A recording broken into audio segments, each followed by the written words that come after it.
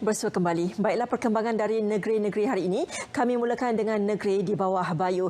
Menanti di Kota Kinabalu, rakan penyampai Emran Azmi Rosli. Silakan Emran. Terima kasih Nurlela. Assalamualaikum dan salam sejahtera. Jabatan Alam Sekitar JAS Sabah sedang dan terus melaksanakan rondaan darat di lapangan di setiap daerah di negeri ini. Pengarahnya Amirul Arifin berkata, pemantauan indeks pencemaran udara IPU juga dipantau secara berterusan di 5 stesen tetap iaitu di Tawau, Sandakan, Kota Kinabalu, Kimanis dan Keningau serta 1 stesen mudah alih yang ditempatkan di Politeknik Kota Kinabalu. Ketika dihubungi pemberita RTM di Kota Kinabalu, Amirul menasihati orang ramai dan pihak industri supaya tidak melakukan pembakaran terbuka.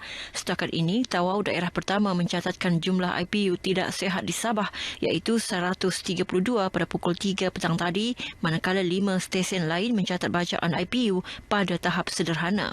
Sementara itu, Pegawai Kesihatan Tawau, Dr. G. Navindran menasihati penduduk sekitar Tawau mengurang atau menangguhkan sementara waktu aktiviti yang tidak mendesak. Saya nasihatkanlah kepada orang yang ada masalah macam masalah asma ni, sakit lelah ni kan, pastikan ubatnya sudah sedia ada dan bawalah ubat kalau pergi mana-mana, terutama yang gunakan pam-pam tu, sebab mereka lah yang paling risiko yang tinggi sekali. Juga kalau boleh ibu bapa janganlah bawa anak bersia-sia di luar sekarang. Semenjak berlakunya ni saya mula-mula batuk sikit dan satu boleh dikatakan semua keluarga pun batuk. Kesan dia ketara lah sebab bangun pagi kan kalau kita buka sliding door tu memang boleh bau asap tu lah. Untuk perkembangan semasa kualiti udara, orang ramai boleh melayari apims.doi.gov.my. Jabatan Bomba dan Penyelamat Malaysia JBPM Sabah mengambil langkah berjaga-jaga dengan memberi tumpuan rondaan di kawasan hotspot berlakunya kebakaran terbuka di negeri ini bagi mengelak keadaan jerebu semakin buruk. Penolong Pengarah Bahagian Operasi JBPM Sabah, Misran Bisara berkata, meskipun keadaan jerebu yang melanda negeri ini masih terkawal, langkah berjaga-jaga perlu dilaksanakan. Jabatan kami bersedia sekiranya berlaku sebarang kebakaran, terutama kebakaran terbuka, agar kita mengurangkan kadar pelepasan asap, terutama boleh mengakibatkan jerebu lagi teruk. Beliau berkata Sabah berada di tangga ketiga kes kebakaran di negara ini dengan lebih 3,000 panggilan kecemasan diterima sepanjang tempoh Januari hingga September tahun ini. Misran ditemui pemberita di Nabawan selepas program konvensyen pasukan bomba sukarela peringkat negeri Sabah Zon Keningau. Majlis perasmian disempurnakan Ketua Bahagian Warisan Pensiangan Ahwar Rasam. Ketika ditemui media, Ahwar mahu penduduk kawasan luar bandar yang sukar dihubungi JBPM mempunyai ilmu kebombaan sebagai langkah awal memadam kebakaran. Seramai 24 peserta pasukan bomba sukarela dari Nabawan, Tenom, Keningau dan Tambunan menyertai program ini. Sebuah tempat riadah terapung Borneo Reef Pontoon di perairan Pulau Sapi Kota Kinabalu tenggelam akibat hujan dan angin kencang yang melanda seluruh Sabah semalam. Keadaan angin kencang dan hujan lebat itu telah menyebabkan kenaikan paras air laut sehingga menenggelamkan pusat berkenaan kira-kira pukul 9.30 malam tadi. Menurut Komander Pasukan Polis Marin PPM Wilayah 4 Sabah, SCP Muhammad Fajri Ali, pihaknya menerima laporan berhubung kejadian itu kira-kira pukul 6.45 pagi tadi dan sebuah bot ronda PSC 64 Kudat di Ibu Negeri dikerah ke lokasi kejadian untuk pemeriksaan. Katanya pusat riadah tersebut separuh tenggelam dan lain-lain barang milik pusat berkenaan terdampar ke pantai berdekatan. SCP Muhammad Fajri berkata, pengadu telah membuat senarai kerosakan dan laporan polis untuk tindakan selanjutnya. Bagaimanapun tiada kemalangan jiwa dilaporkan. Kepelbagaian budaya dan etnik medium mengeratkan perpaduan dan keharmonian dalam masyarakat berbilang kaum dan agama di negeri ini. Kita berlintas langsung bersama Sharon Raymond di Padang Merdeka, Kota Kinabalu sebelum majlis meraihkan perpaduan dalam kepelbagaian. Sharon. Terima kasih Emran. Seperti yang dapat anda lihat, program perpaduan dalam kepelbagaian sempena sambutan Hari Malaysia sedang berlangsung walaupun keadaan cuaca yang agak sedikit mendung ketika ini. Namun pengunjung telah mulai datang dan pihak kebudayaan juga giat membuat persediaan seawal pukul 2 petang tadi.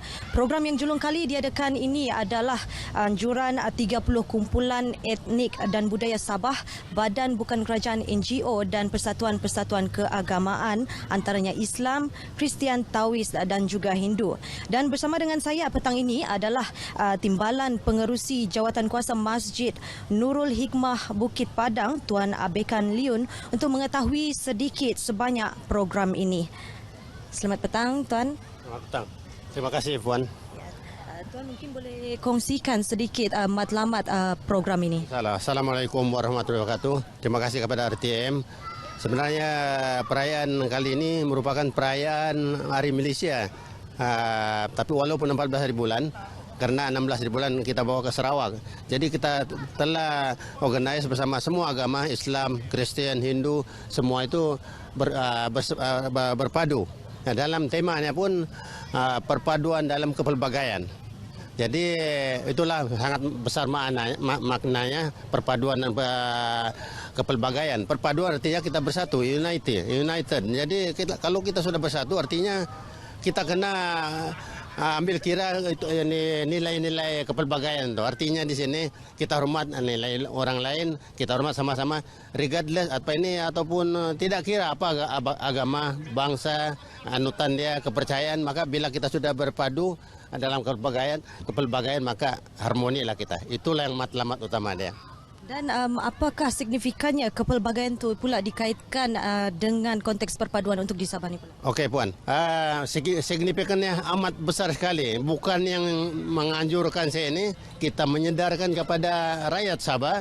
Karena rakyat Sabah mendengar telah kita edarkan melalui Facebook, dengan bantuan RTM juga, surat kabar semua itu. Maka artinya kita di sini menganjurkan majelis ini, program ini bukan untuk kita untuk menyedarkan rakyat. Apabila ada kesadaran maka dia akan merebak. Jadi apabila merebak itu satu aset kita untuk terutama sekali bangsa Sabah. Maksud saya itu kepelbagaian, regardless itu apalah ini agama dia, bangsa dia, kita akan berpadu. Bila ada harmoni maka amanlah kita. Senang apa juga kita buat, tidak ada halangan.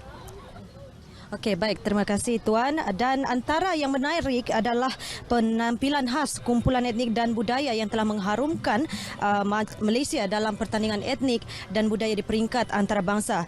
Jadi jangan lepaskan peluang anda dialu-alukan untuk datang hadir menikmati kemeriahan program ini. Terdapat pameran kraf tangan, jualan gerai-gerai makanan dan juga food truck. Serta yang dinanti-nantikan adalah persembahan artis tempatan. Ketua Menteri Sabah Datuk Seri Panglima Haji Muhammad Shafie Apdal akan merasmikan program ini pada pukul 8 malam nanti. Itu sahaja yang dapat saya kongsikan. Kembali kepada Emran di studio Kota Kinabalu. Silakan Emran. Baik, terima kasih Sharon. Dengan itu, saudara, sekian paparan berita dari Sabah untuk petang ini. Kembali bersama Nolela di Angkasa Puri. Silakan Nolela. Pak Emran, terima kasih.